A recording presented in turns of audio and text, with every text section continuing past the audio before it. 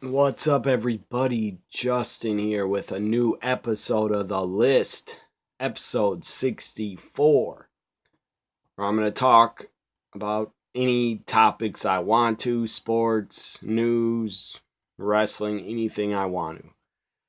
Talk about a few wrestling rumors, news, items.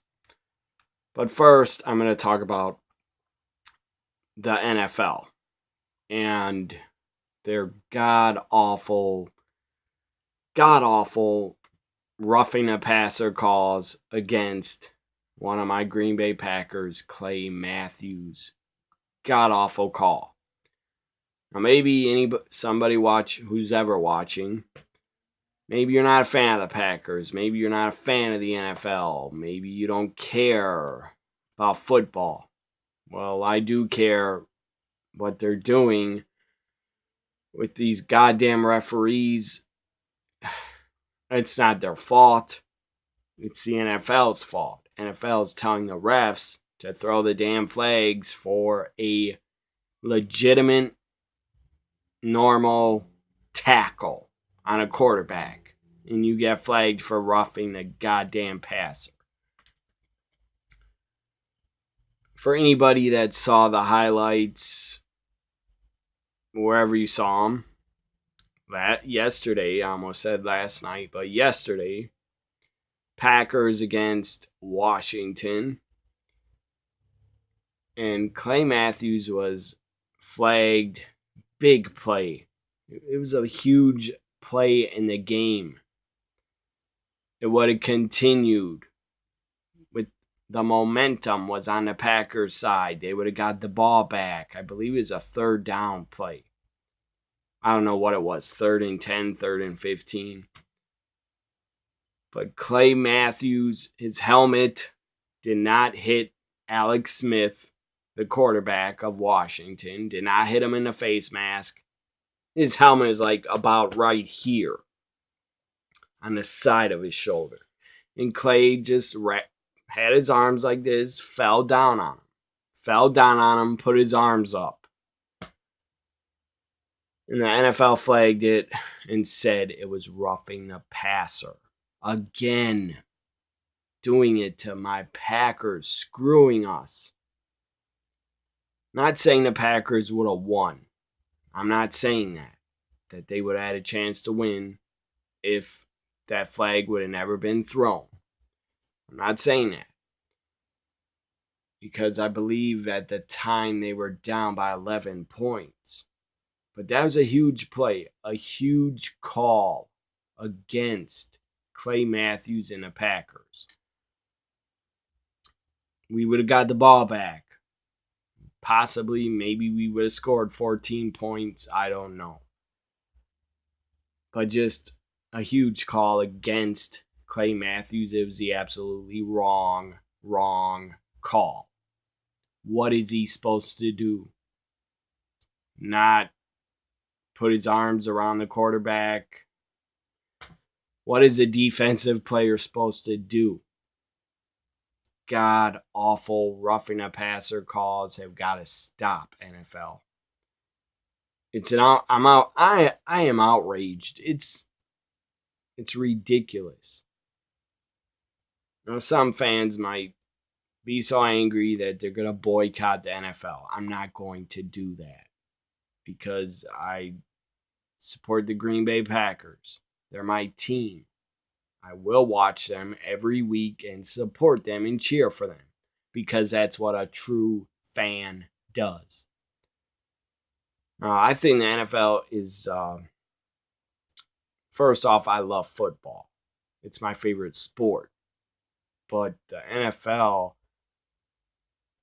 is absolutely ruining the game for defensive players. They can't even tackle the quarterback. A normal tackle. They can't even do that anymore. And I'm glad Clay Matthews spoke out against the refs, against the NFL. In the post-game interview, he said the NFL has gotten soft. He says, I've been playing football about 20 years, and that's how you tackle. And I agree with him. Just somebody in the NFL change the goddamn rule. I mean, if they came and tackled the quarterback without getting flagged for roughing the passer, 15-yard penalty, bad. Bad fucking calls. And by the way, you weren't calling a fair game, referees, because Washington Redskins did it to Aaron Rodgers. They spun him around, picked him off his feet, spun him around, slammed him to the ground. That wasn't flagged for roughing the passer, so what the fuck? But you want to continue to call it against the Packers and Clay Matthews. Clay Matthews, a guy is playing his heart out. Just seriously, he's playing his heart out. He's doing his job. He just ran full force. Nobody blocked him. He blitzed. What's he supposed to do? What is any defensive player supposed to do in the NFL? You tell me in the comments, what are they going to do? They're running full force to the quarterback. What are they supposed to do? Push them? Put their hands up, try to block the ball? Or just go after the ball? Try to strip it? I don't know. I honestly don't know what the NFL thinks they're supposed to do, and I get it. The NFL doesn't care about defensive players or great defensive plays. They don't care if you have a great defensive player on your team. I'm sure they care less how many sacks he gets. All they care about is the quarterback, because they want teams to score the most points possible, I guess. But you can't penalize defensive players for sacking the damn quarterback. It's stupid. And I mean, I was really happy when Clay Matthews made that sack. I was happy as hell. And I was like, we're going to get the ball back with a chance to maybe tie or go ahead or try to make a comeback. But then, no, the flag came out, and I lost my mind. I was pissed. I was so angry. And the thing is, a lot of former players on NFL Network and ESPN, a lot of former players are saying Clay Matthews should have not been penalized because he just made a tackle. And there's nothing else you can do when you're running full force. What the fuck are you supposed to do? Stop? This is goddamn football. It's a rough game. It's a tough game. It's not ballet. I don't know what the fuck you're trying to do, NFL. Football's been around over 100 years. At least the Packers this year have turned 100 years old. Football's been around a long time. And this season, you are overdoing it with the roughing the passer calls and the flags when the hits are not even vicious. Clay Matthews, the last 2 weeks, have made perfect football tackles, taking the quarterback to the ground. It's called a tackle. And he's been flagged and punished for tackling. So NFL, F you. I don't know what the hell you're smoking, but you better stop it. You better get rid of that. You better stop calling roughing a passer calls when it's a tackle. So now I'm done ranting about the NFL screwing my Packers and screwing Clay Matthews again for doing his job.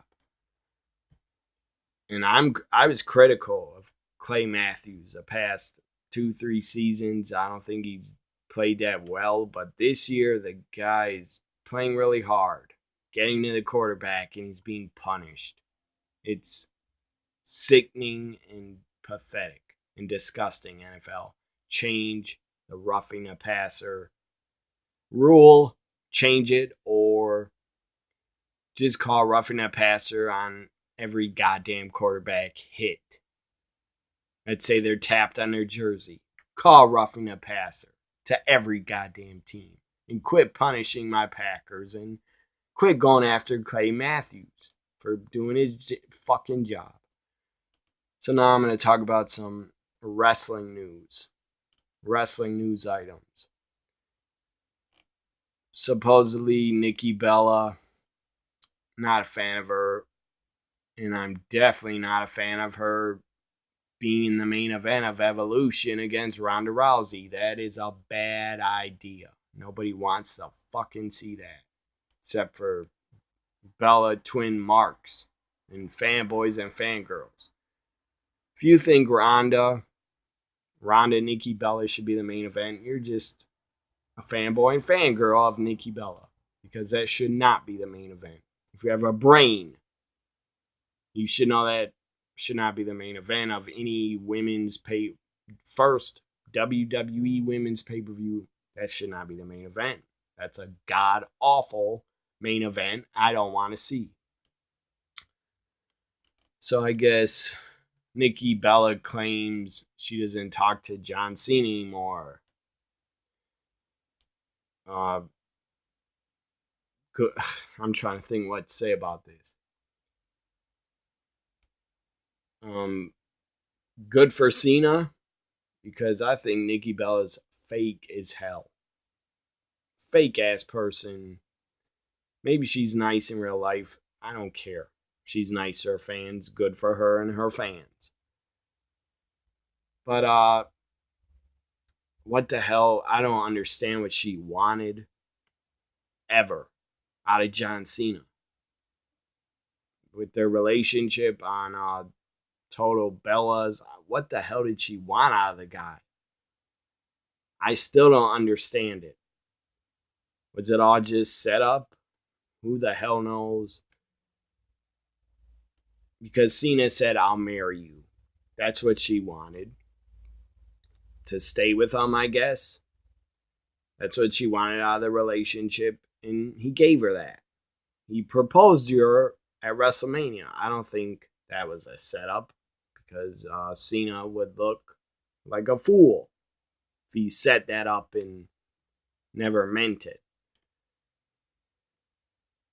So then he says, then Cena changed his mind. He opened his mind to having children with her and agreed to give her children. He agreed. Maybe behind closed doors, I don't know, they were arguing about stuff. I don't know the real story. All I know is what I saw on TV and heard. He agreed to marry her, agreed to give her children. Then she puts off the wedding, and I don't know what she wanted out of Cena. He told her everything and gave her everything she fucking wanted, and she still breaks up with him, not happy with him, I guess. So I'm happy for Cena, and I'm on Cena's side. I'm sorry, I am. I think he's better off without her. He's better off not talking to her, and he's better off moving on and finding another woman. And you know the guy could find any other woman on this planet. I'm sure tons of women would willingly be with Cena and not want to have kids or be married. Anyways, to me, Cena is like a workaholic. The guy, even if he gets a new girlfriend, the guy still, his career is his number one priority. Whatever I'm trying to say. I don't know what the hell I'm trying to say. His career is number one to him in his life. That's my opinion. I guess Nikki thought she could change him. Well, you were stupid for thinking that. And he did change for you. He agreed to marry you, agreed to give you kids, and you still left his ass. I don't know why. And I don't really care. Goes on to say she's claiming she isn't. Why would a wrestling site that I go to, maybe it's my fault, why would this wrestling site even report that Nikki Bella claims she hasn't talked to John Cena? How is that news? That's not news. That's news for TMZ. It shouldn't be on a wrestling site. Anyways, a lot of just writing about in this article the history of their relationship. They were scheduled to get married on May 5th before being separated.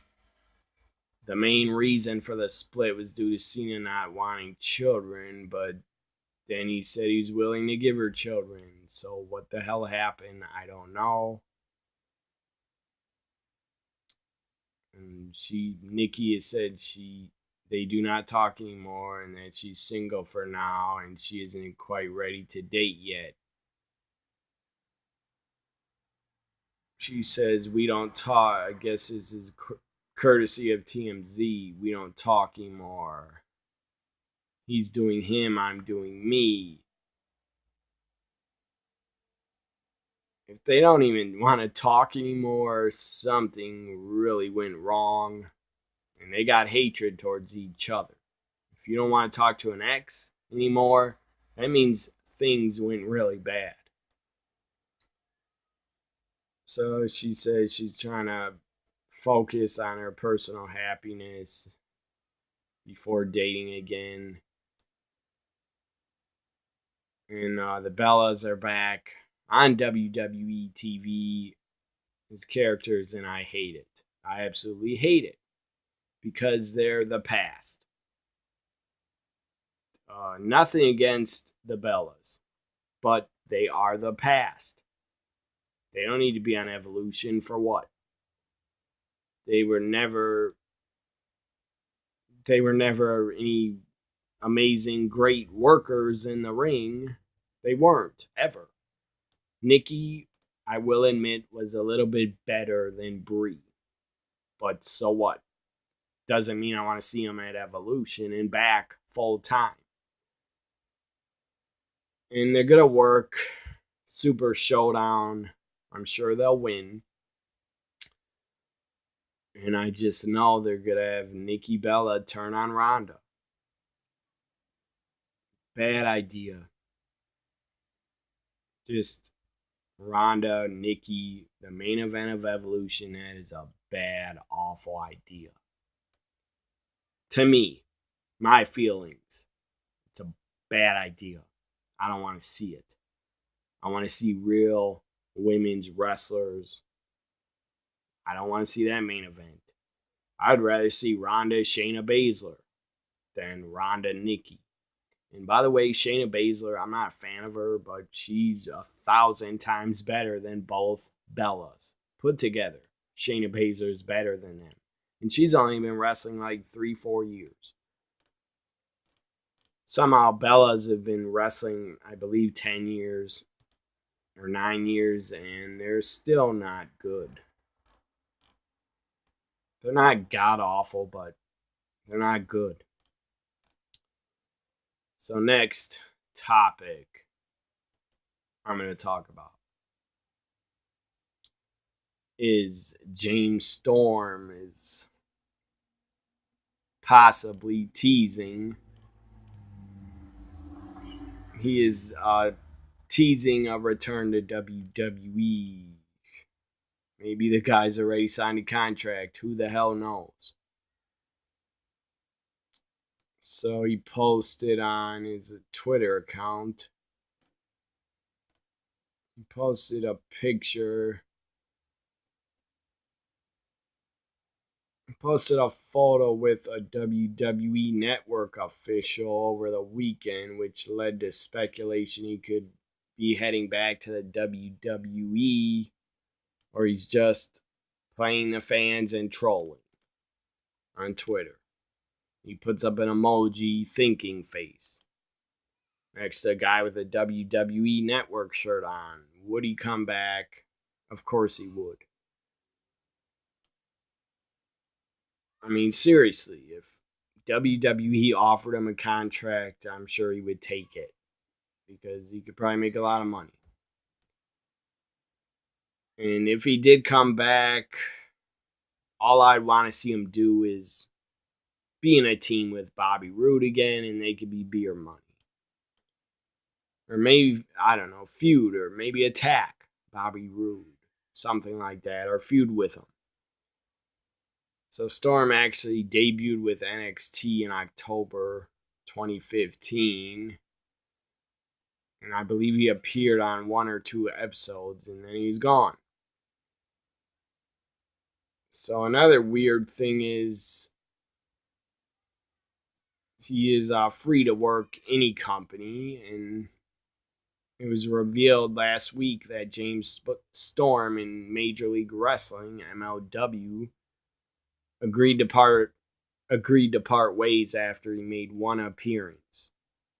That's really weird.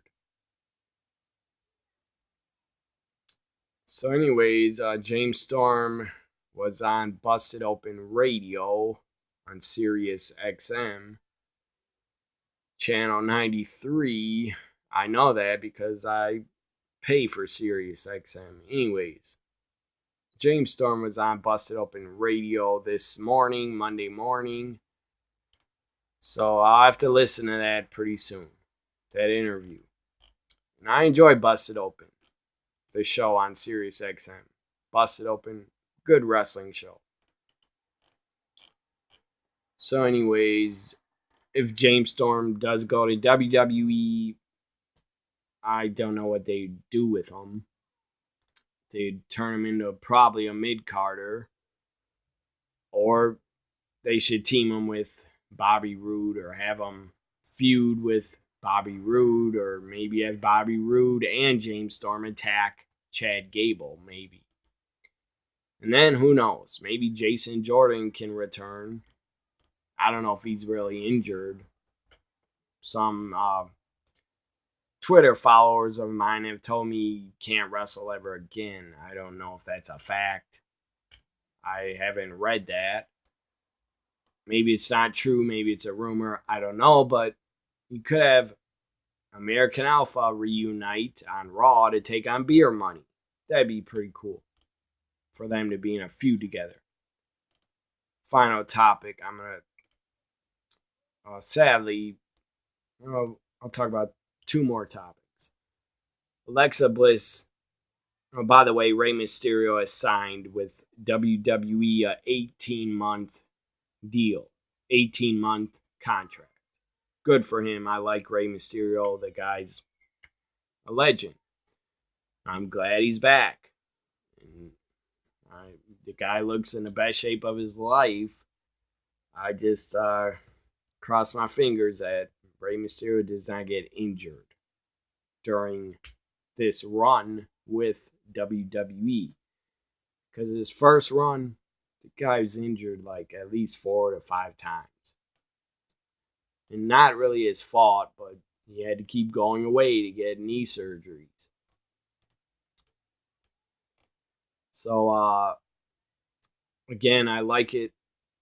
I like hearing that Rey Mysterio is coming back to WWE. Good for him. I think it's great. Sasha Banks. Now I'm going to talk about some injuries. 2 women are out. Alexa Bliss has numbness in one of her arms. I doubt Ronda Rousey gave it to her. She did not give it to her by putting her in the armbar. Maybe she landed wrong on her shoulder. I don't know what gave her numbness. But I hope she can return to the ring by Evolution. Because or else they have to scrap Alexa versus Trish. And that'd be kind of sad. If they scrapped Alexa Trish, they should take Mickie out of the match with Lita and put Mickie against Trish. And another woman injured. I don't know how long she's going to be out. I don't even know what her injury is, but she's one of my favorite. In the WWE, Sasha Banks is also injured. She's been taken out of mixed match challenge. She's not going to team with Lashley anymore. Mickie James is. And some of the women that are faces or heels, and some of the men, guy wrestlers that are heels or faces, they just throw them together on mixed match challenge. Like they don't care who's heel face, heels and faces teaming together. It's kind of weird. It's just like they ignore it that they're heels and faces. So Sasha was injured and she missed the weekend's live events. It was announced last week that she had been pulled from Mixed Match Challenge. It was revealed she's dealing with an undisclosed injury. I don't know what it is. It is not known if it's part of a storyline or a legitimate injury. I'm sure it's an injury. And Alexa Bliss also was pulled from Mixed Match Challenge. Alexa's also not teaming with Braun. That sucks. Because I thought they made a great team together. Ember Moon, she's great talent, but her and Braun don't really fit, in my opinion. And I didn't watch their match yet. I only watched Charlotte AJ's match against Naomi and her husband. So it says it appears Sasha is a legitimate injury because she missed the Raw Live event. No word what her injury is. She doesn't have a match booked at Super Showdown. And she was expected to wrestle at Evolution prior to the news of her injury. If she doesn't, man, if Alexa and Sasha don't get to compete at Evolution, I feel really bad for them and sad. I'm sure they'll be really upset about it if they can't. And a lot of their fans will too. So it just sucks. All these injuries, I don't like it. I do like Sasha more than Alexa, but I don't want to see any wrestler get injured and be out. So up next, the final topic I'm going to talk about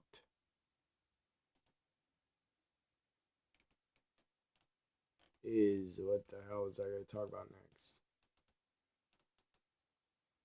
Oh yeah, final topic on this episode of the list.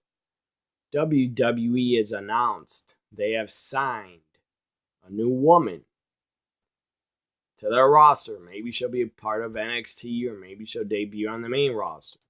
WWE has signed 29-year-old former knockout champion Mia Yim. They have signed her. Finally. That's great. That's awesome news for her. And I think it's great news. I'm a fan of her. She's a great wrestler, great talent, has a great look. I mean, as many women that they can sign as possible that can actually wrestle, I am for. It says they've announced, or it was speculated last week that they confirmed the news. It says Mia Yim appeared in a video filmed at the Performance Center posted on NXT's social media accounts. And it was reported by PW Insider that on September 16th, that was their match in the Mae Young Classic. I don't know why they're talking about Anyways, Mia Yim signed maybe the developmental contract. I don't know, but I'm sure she'll show up on NXT TV or the main roster. My best guess is she'll debut in NXT first. And maybe that's probably better off because NXT actually knows what to do with talented women wrestlers, unlike the main roster. Main roster, they don't have a clue what they're doing, except for with Ronda, Becky, and Charlotte. That's it. That's just my opinion. So, hope you enjoyed this episode of The List. Very happy for Rey Mysterio, and I'm very happy for Mia Yim. Mia Yim has been signed by the WWE. She's a great talent. She's awesome. Hard work pays off. Finally, Mia Yim gets to be a part of WWE. I'm sure she was a fan of them growing up, like probably 90%, 100% of wrestlers were a fan of WWF, WWE growing up. Maybe she was just a fan of pro wrestling. Also, I don't know, but I'm sure she was aware of WWE or WWF. Everybody was when they were a kid, basically. I mean, everybody was aware of WWF. So this ends episode 64, The List. I'll be on Twitter for Monday Night Raw live tweeting at WWE NXT Guy. Bye for now.